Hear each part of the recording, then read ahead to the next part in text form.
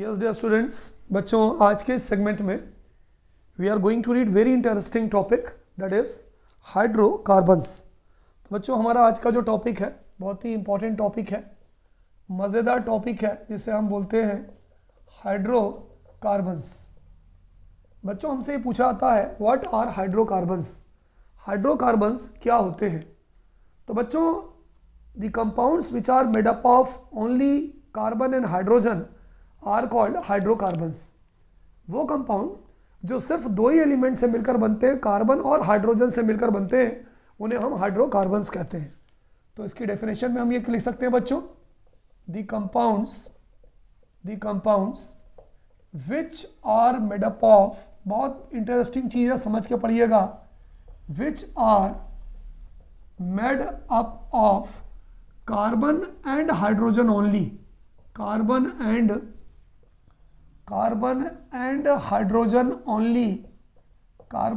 Hydrogen only are called hydrocarbons. उन्हें हम क्या बोलते हैं? उन्हें बच्चों हम हाइड्रोकार्बन्स बोलते हैं। यानी वो कंपाउंड्स जो सिर्फ कार्बन और हाइड्रोजन से मिलकर बनते हैं उन्हें हम हाइड्रोकार्बन्स कहते हैं। कभी कभी बच्चों हमसे पूछा जाता है how many types of hydrocarbons are there, types of hydrocarbons कि जो हाइड्रोकार्बन्स होते हैं ये कितने टाइप के होते हैं। तो बच्चों बेसिकली हाइड्रोकार्बन्स दो टाइप के होते हैं। कितने टाइप के होते हैं? 2 टाइप्स। अब 2 टाइप्स में कौन कौन से होते हैं? नंबर 1 पहला होता है बच्चों जिन्हें हम बोलते हैं सैचुरेटेड हाइड्रोकार्बन्स। सैचुरेटेड क्या मतलब होता है सैचुरेटेड का? आई will explain you. Saturated hydrocarbons और दूसरे होते हैं जिन्हें हम बोलते हैं अनसैचुरेटेड हाइड्रोकार्बन्स। तो कोई अगर आपसे पूछे कि भाई हम समझ में तो आ गया कि हाइड्रोकार्बन्स क्या होते हैं, वो कंपाउंड्स होते हैं जो सिर्फ कार्बन और हाइड्रोजन से मिलकर बनते हैं। ये 2 टाइप के होते हैं, सैचुरेटेड और अनसैचुरेटेड। सैचुरेटेड में बच्चों आता है एल्केन्स। सैचुरेटेड में क्या आते हैं बच्चों? एल्केन्स। और अनसैचुरेटेड में ये एक हो गया एल्केन्स। अनसैचुरेटेड में 2 आते हैं। 2 कौन कौन से? नंबर 1 एल्कीन्स और नंबर 2 एल्कीन्स और एल्काइंस। तो ओवरऑल कोई अगर हमसे पूछे कि भाई हाइड्रोकार्बन टोटल कितने प्रकार के होते हैं, तो हम ये कह सकते हैं 3 टाइप के होते हैं। Number 1 alkanes, number 2 alkenes, number 3 alkynes. Alkanes जो है उन्हें हम सैचुरेटेड हाइड्रोकार्बन्स कहते हैं। अनसैचुरेटेड में 2 आते हैं, एल्कीन्स और एल्काइंस। एक और कंफ्यूजन है कि तिवारी सर ऐसा क्यों हुआ कि एल्केन्स को हम सैचुरेटेड हाइड्रोकार्बन्स कहते हैं? रीजन ये है बच्चों, एल्केन्स के अंदर 2 कार्बन के बीच में सिंगल कोवेलेंट बॉन्ड पाया जाता है। जहां पर 2 कार्बन के बीच में सिंगल कोवेलेंट बॉन्ड पाया जाता है उसे हम एल्केन्स कहते हैं। एल्कीन्स में 2 कार्बन के बीच में डबल कोवेलेंट बॉन्ड पाया जाता है। एल्काइंस में 2 कार्बन के बीच में ट्रिपल कोवेलेंट बॉन्ड पाया जाता है। तो जहां पर बच्चों डबल या ट्रिपल कोवेलेंट बॉन्ड हो, यानी एक से ज्यादा कोवेलेंट बॉन्ड हो, उसे हम अनसैचुरेटेड हाइड्रोकार्बन्स कहते हैं। जहां पर सिंगल कोवेलेंट बॉन्ड हो उसे हम सैचुरेटेड हाइड्रोकार्बन्स कहते हैं। ठीक है, इज इट क्लियर? कभी कभी हमसे पूछा जाता है कि तिवारी सर आखिर ये हाइड्रोकार्बन्स मिलते कहाँ से हैं, इनके सोर्सेस क्या होते हैं? तो ये हमने आपको पहली चीज़ बताई, ये दूसरी चीज़ बताई। तीसरी चीज़ सोर्सेस ऑफ हाइड्रोकार्बन, कि भाई जो हाइड्रोकार्बन्स होते हैं इनके सोर्स क्या होते हैं? Sources of hydrocarbons. तो बच्चों हाइड्रोकार्बन्स के 2 सोर्स होते हैं। Number 1 crude oil. बच्चों आपको मालूम होना चाहिए क्रूड ऑयल क्या होता है। पत्थर में, जमीन के अंदर, पत्थर के नीचे जो है कच्चा तेल निकलता है, जिससे आपने सुना होगा पेट्रोलियम मिलता है, डीजल मिलता है, गैसोलीन मिलता है, तारकोल मिलता है। उसको हम बोलते हैं क्रूड ऑयल, है ना। जैसे कि फॉर एग्जांपल पेट्रोलियम या kerosene. These are the sources of hydrocarbons. Number 2 number 2 natural gases, जमीन के अंदर बहुत सारी नेचुरल गैसेस होती हैं, आपने सुना होगा सीएनजी वगैरह, इनसे भी हाइड्रोकार्बन्स मिलता है।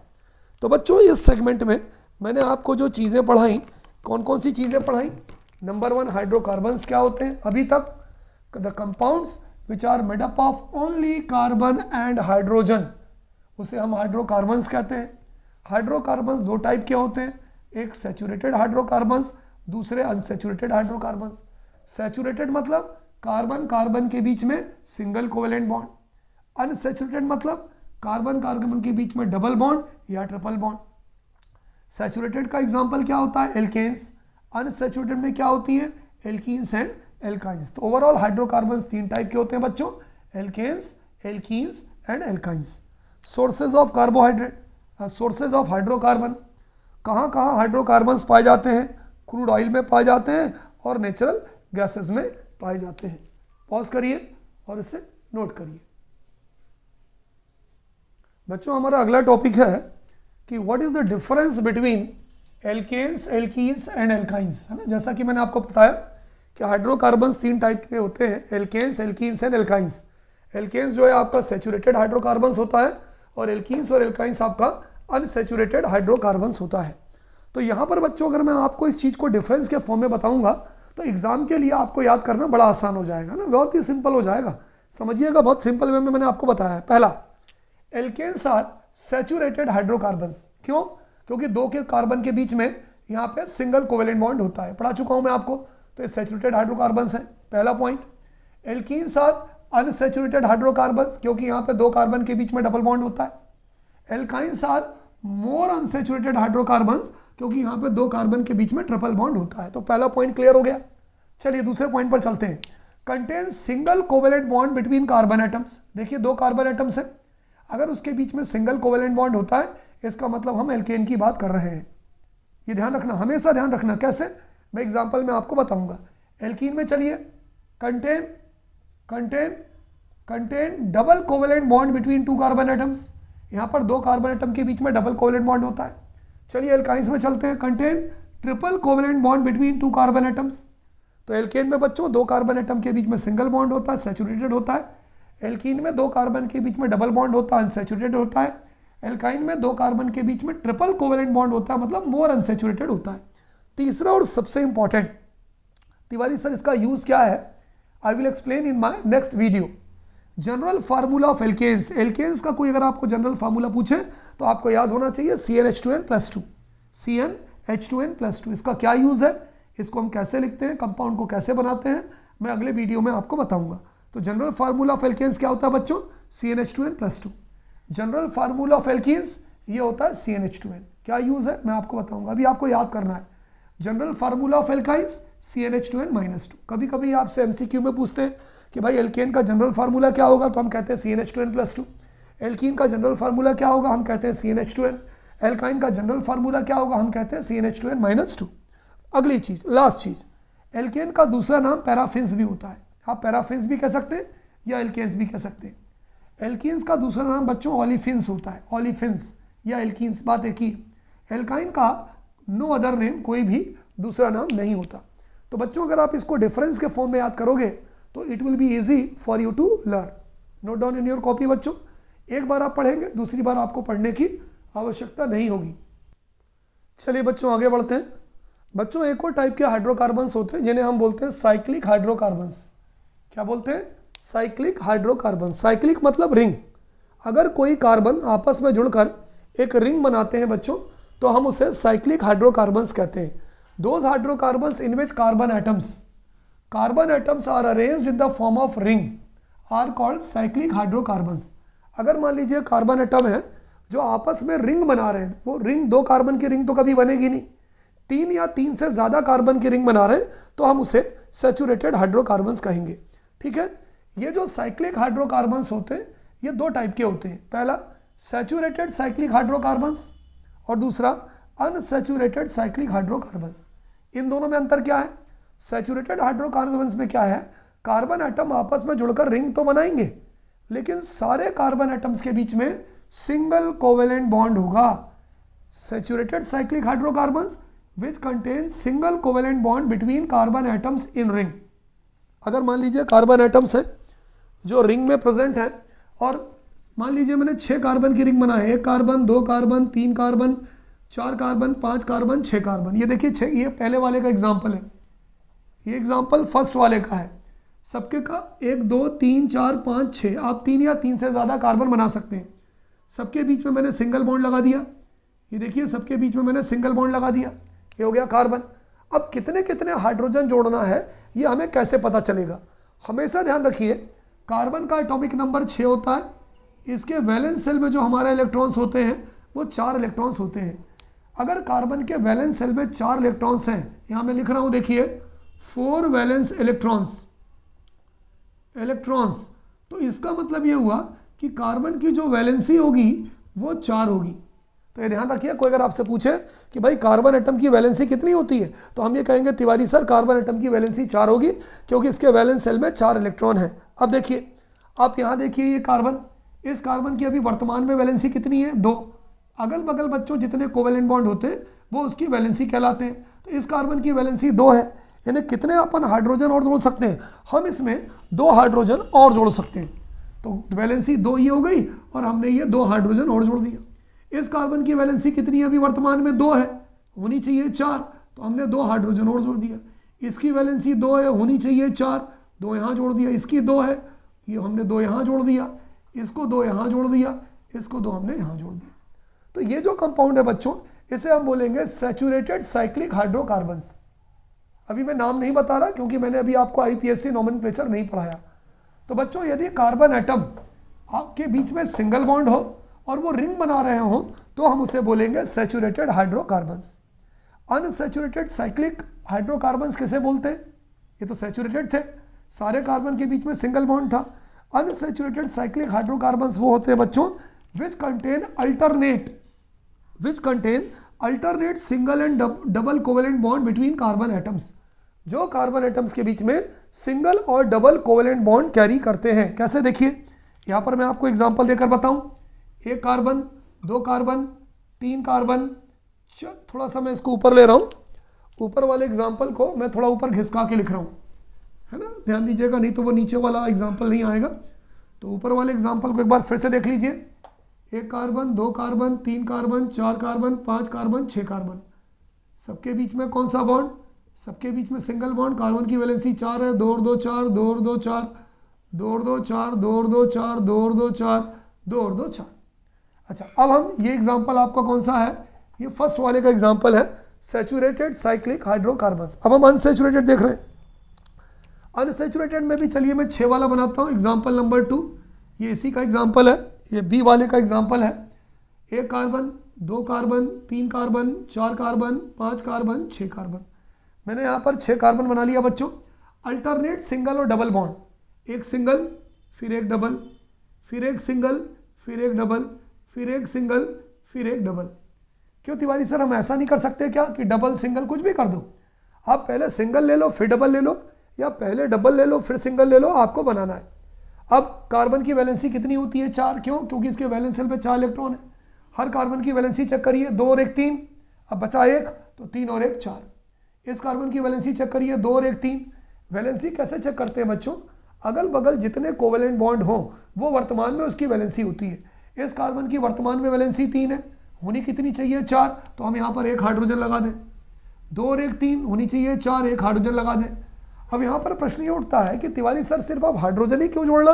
क्योंकि ये हाइड्रोकार्बन से, ये सिर्फ कार्बन और हाइड्रोजन से मिलकर बनते हैं। इसकी वैलेंसी 2 3, 1 ये 4, 2 3, 1 ये 4, 2 3 और 1 ये 4। ठीक है, तो ये जो कंपाउंड्स है बच्चों, ऊपर वाले को हम बोलते हैं सैचुरेटेड साइक्लिक हाइड्रोकार्बन्स और नीचे वाले को हम बोलते हैं अनसैचुरेटेड साइक्लिक हाइड्रोकार्बन्स। यदि आप इसका नाम लिखना चाहें तो इस कंपाउंड का नाम होता है बच्चों बेंजीन। नोट कर लीजिए, 6 कार्बन हो और अल्टरनेट सिंगल और डबल बॉन्ड हो तो उसे हम बेंजीन कहते हैं। ऊपर वाला जो कार्बन है, अगर आप इसका नाम लिखना चाहें तो इसका नाम होता है साइक्लोहेक्सेन। क्या होता है जी? साइक्लोहेक्सेन। तो यहाँ पर मैंने क्या पढ़ाया बच्चों आपको कि साइक्लिक हाइड्रोकार्बन्स किसे कहते हैं? तो those hydrocarbons in which carbon atoms are arranged in the form of ring. Carbon ring के फॉर्म में हो तो हम उसे साइक्लिक हाइड्रोकार्बन्स कहते हैं। कितने टाइप के साइक्लिक हाइड्रोकार्बन्स होते हैं? 2 टाइप के, एक सैचुरेटेड साइक्लिक हाइड्रोकार्बन्स और अनसैचुरेटेड साइक्लिक हाइड्रोकार्बन्स। सैचुरेटेड में क्या होता है? सारे कार्बन के बीच में सिंगल कोवेलेंट बॉन्ड होते हैं। अनसैचुरेटेड हाइड्रोकार्बन किसे कहते हैं? जिनमें कार्बन के बीच में अल्टरनेट सिंगल और डबल बॉन्ड होते हैं। इज देयर एनी प्रॉब्लम बच्चों? हमारा अगला टॉपिक है, बहुत ही इंटरेस्टिंग टॉपिक है, IUPAC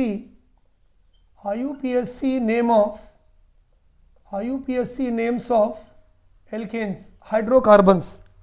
हमारा अगला टॉपिक है बच्चों IUPAC नेम्स ऑफ हाइड्रोकार्बन्स, कि हाइड्रोकार्बन्स के IUPAC नेम्स क्या क्या होते हैं, है ना। IUPAC names of hydrocarbons.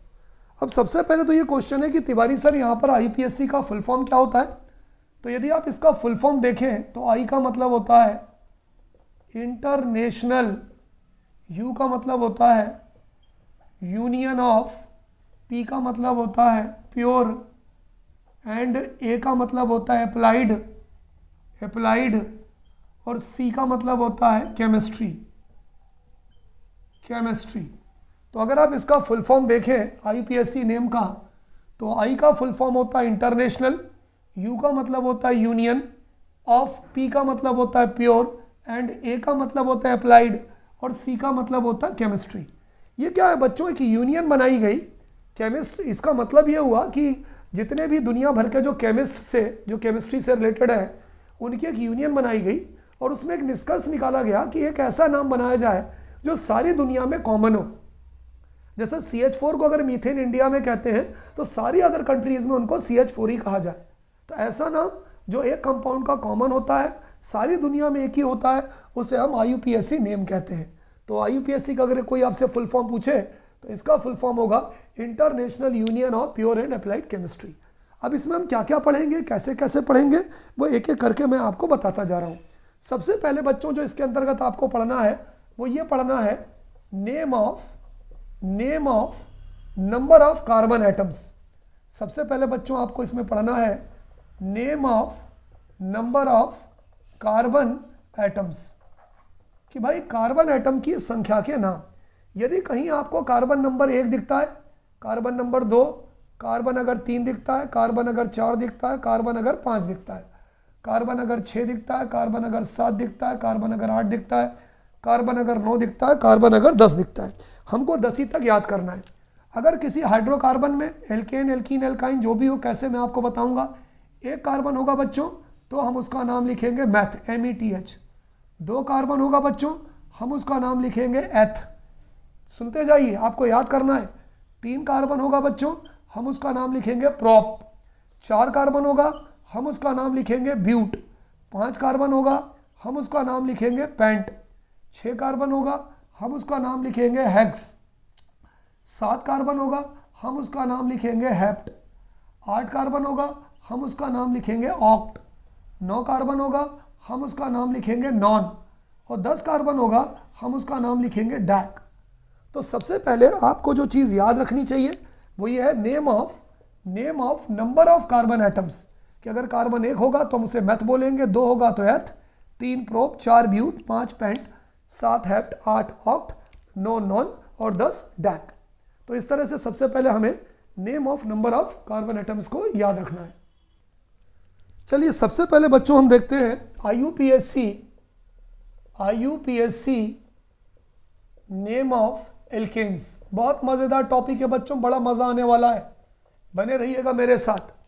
तो हमारा ये टॉपिक है बच्चों IUPAC नेम्स ऑफ एल्केन्स।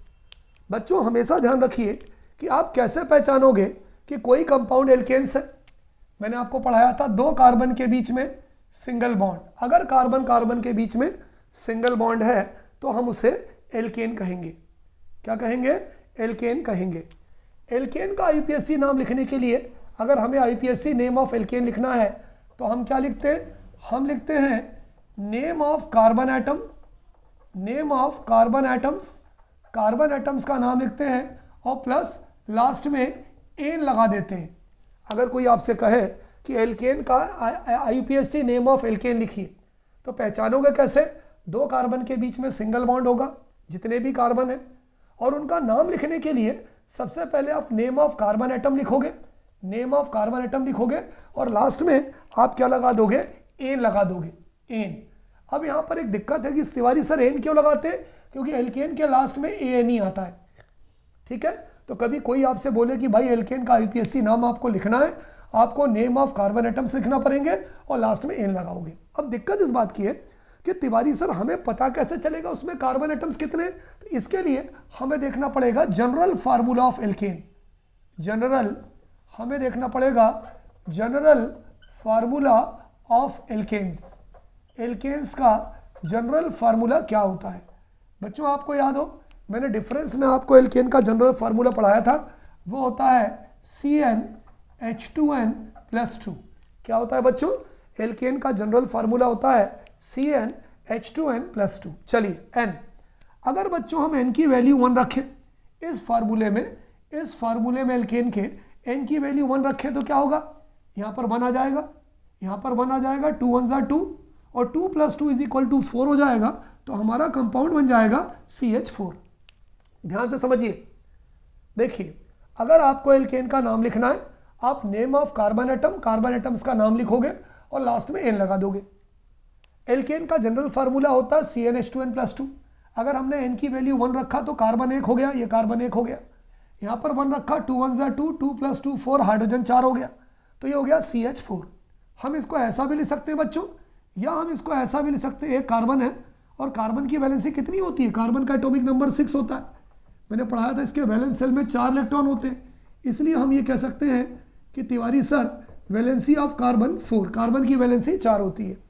4 अगर वैलेंसी होती है, 4 हाइड्रोजन है, एक हाइड्रोजन यहाँ जोड़ दिया, दूसरा यहाँ जोड़ दिया, तीसरा यहाँ जोड़ दिया, चौथा यहाँ जोड़ दिया, तो अगर n की वैल्यू 1 रखेंगे तो हम उसको CH4 लिख सकते हैं, या C के बाद 4 हाइड्रोजन हम जोड़ सकते हैं। चलिए अब इसका नाम लिखते हैं, इसका आईपीएससी नेम क्या होगा।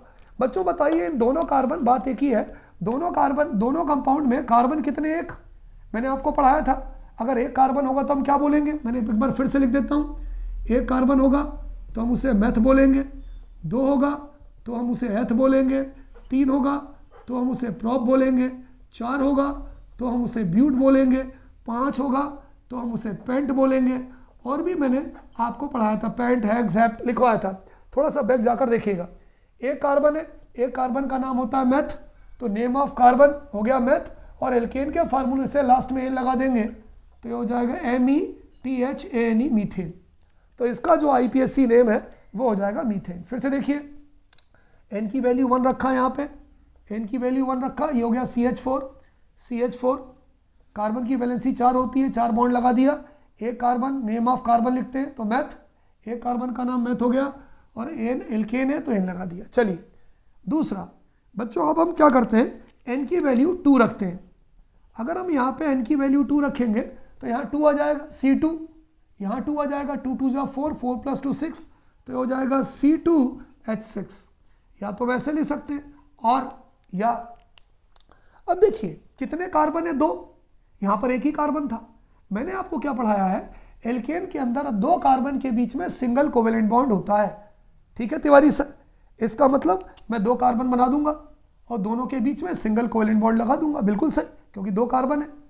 कार्बन की वैलेंसी कितनी होती है, 4, इस कार्बन की वैलेंसी अभी कितनी है, 1, मैंने बताया था अगल बगल जितने बॉन्ड होंगे वो उसकी वैलेंसी होगी, इसके अगल बगल एक ही बॉन्ड है तो इस कार्बन की वैलेंसी 1 है, होनी कितनी चाहिए, 4, तो 1 2 3 4, इस कार्बन की भी वैलेंसी अगल बगल देखो बॉन्ड नहीं, एक ही बॉन्ड है, तो 4 2 3 4, जो बॉन्ड है उसे हम सिर्फ हाइड्रोजन से जोड़ते हैं, तो 1 hydrogen, 2 hydrogen, 3 hydrogen, 4 hydrogen, 5 hydrogen, 6 hydrogen, C2H6 और C2H6।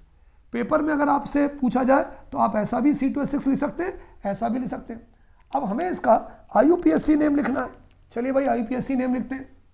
कितने कार्बन है, 2, यहाँ भी 2, तो 2 carbon, name of carbon atom, 2 carbon को बोलते हैं एथ, एल्केन के फार्मूले से आया है, लास्ट में एन लगा देंगे, तो बच्चों इसका नाम हो जाएगा ईथेन।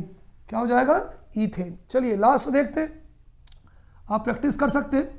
अगर हम बच्चों n की वैल्यू 3 रखेंगे क्या हो जाएगा, यहाँ 3 आ जाएगा, C3 हो जाएगा, 2 3 = 6, 6 + 2 8, तो ये हो जाएगा C3H8। और कितने कार्बन है, 3 कार्बन है, अगर 3 कार्बन है तो हम 3 कार्बन बना लेंगे, 1 कार्बन, 2 कार्बन, 3 कार्बन, सबके बीच में कौन सा बॉन्ड, सिंगल बॉन्ड। कार्बन की वैलेंसी 4, इसकी वैलेंसी 1, अगल बगल बॉन्ड देखो, डंडे देखो 1, तो 2 3 4, इसके अगल बगल 2 बॉन्ड है तो 2 3 4, इसके अगल बगल 1 बॉन्ड है तो 1 2 3 4, 1 hydrogen, 2 hydrogen, 3 hydrogen, 4 hydrogen, 5 hydrogen, 6 7 और 8। तो देखिए C3 1 2 3 C3 हाइड्रोजन 8, 1 2 3 4 5 6 7 8। तो C3 3 कार्बन को बोलते हैं प्रोप, एल्केन के फार्मूले से आया है तो लास्ट में एन आ जाएगा। तो बच्चों हम इसका नाम क्या लिख सकते हैं, it's name will be propane.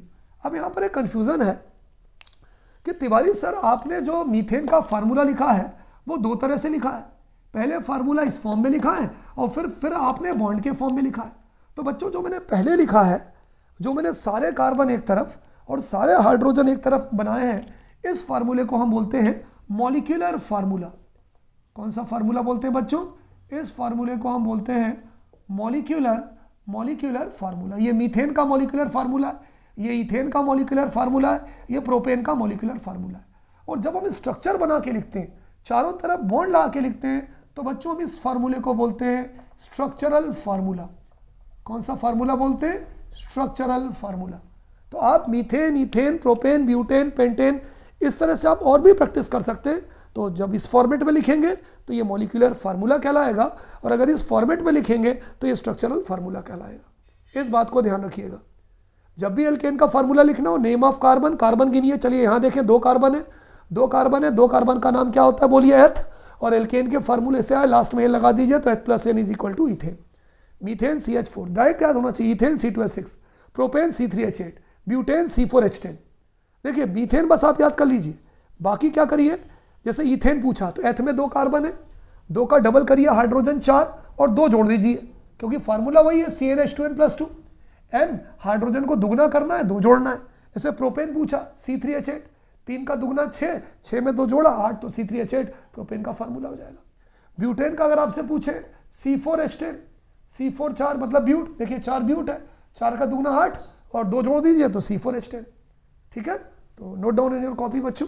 So this will be all about IUPAC name of alkenes। बच्चों हमारा अगला टॉपिक है, कभी कभी हमसे पूछा जाता है कि भाई एल्काइल ग्रुप या एल्काइल रेडिकल क्या होते हैं, what do you mean by alkyl group, ALKYL alkyl group और एल्काइल रेडिकल। तो हम ये कहते हैं कि when one hydrogen atom is removed from alkane then alkyl group is formed. अगर आप एल्केन लिखें और एल्केन से एक हाइड्रोजन निकाल दें तब बनता है एल्काइल रेडिकल। चलिए जनरल अगर मैं लिखूं तो जनरल में इस तरह से लिख सकता हूं, ये मैंने लिखा एल्केन, एल्केन से मैंने एक हाइड्रोजन हटा दिया, तब जो ग्रुप बनेगा उसको हम बोलेंगे एल्काइल ग्रुप, या आप उसको बोल सकते हो एल्काइल रेडिकल, है ना। चलिए अब मैं एग्जांपल देना शुरू करता हूं बच्चों, इस एग्जांपल को ध्यान दीजिएगा। फॉर एग्जांपल मैंने बोला मीथेन CH4, मैं आपको पढ़ा चुका हूं सारे बच्चों को, इसका नाम मीथेन है, अभी इससे पहले पढ़ाया था। अगर हम मीथेन से एक हाइड्रोजन हटा दें तो क्या बचेगा बच्चों, CH3, क्योंकि एक हाइड्रोजन हटा दिया तो एक हाइड्रोजन हट जाएगा तो CH3 बचेगा। ये एक बॉन्ड फ्री हो गया, क्योंकि एक हाइड्रोजन भगा तो एक कुर्सी खाली कर दिया, उसने एक बॉन्ड फ्री कर दिया। इसको हम बोलेंगे मिथाइल, इस ग्रुप को क्या बोलेंगे, मिथाइल ग्रुप। कौन सा ग्रुप कहलाएगा, मिथाइल ग्रुप कहलाएगा, मिथाइल। चलिए दूसरा एग्जांपल लिखते हैं भाई, सेकंड एग्जांपल लिखते हैं। ये तो पहला एग्जांपल था, दूसरा एग्जांपल C2H6, मैंने पढ़ाया था CnH2n+2। कार्बन अगर 2 है तो हाइड्रोजन 2 का दुगना कर दिया 4 और 4 में 2 जोड़ दिया 6, तो ये किसका फार्मूला हो जाएगा, ये फार्मूला हो जाएगा इथेन का। इथेन से अगर हम एक हाइड्रोजन हटा दें तो क्या बन जाएगा, C2H5, एक बॉन्ड फ्री, एक H हट गया। इथेन से क्या बन जाएगा, इथाइल, ये बन जाएगा इथाइल। चलिए तीसरा एग्जांपल देखें, C3H8, 3 का दुगना 6, 6 में 2 जोड़ दिया, फार्मूला CnH2n+2। इसको हम क्या बोलते हैं, propane, it is called as propane. Propane से अगर हम एक हाइड्रोजन हटा देंगे तो क्या बन जाएगा, C3H7, it is called as propyl. तो हमने क्या देखा कि बच्चों एल्काइल ग्रुप या एल्काइल रेडिकल किसे कहते हैं? When one hydrogen atom is removed from alkane, कोई भी एल्केन हो, चाहे वो methane, ethane, propane, butane, pentane, hexane, heptane, octane, nonane, decane, कोई भी हो, अगर आप उसमें से हाइड्रोजन हटाएंगे तो आपको एल्काइल ग्रुप या एल्काइल रेडिकल बनेगा। तो मीथेन, यहाँ पर हमने आपको बताया इसका नाम मीथेन होता है, मीथेन से हमने एक हाइड्रोजन हटाया, बनेगा मिथाइल। इस C2H6 को इथेन कहते हैं, इथेन से एक हाइड्रोजन हटाया, बनेगा इथाइल। C3H8 को प्रोपेन कहते हैं, प्रोपेन से एक हाइड्रोजन हटाया, बनेगा प्रोपाइल। ब्यूटेन से हटाया, बनेगा ब्यूटाइल। यानी जो भी एल्काइल ग्रुप है या एल्काइल रेडिकल है, ये हमेशा एल्केन से ही बनते हैं। और कब बनेंगे? जब आप एल्केन से एक हाइड्रोजन को हटाओगे।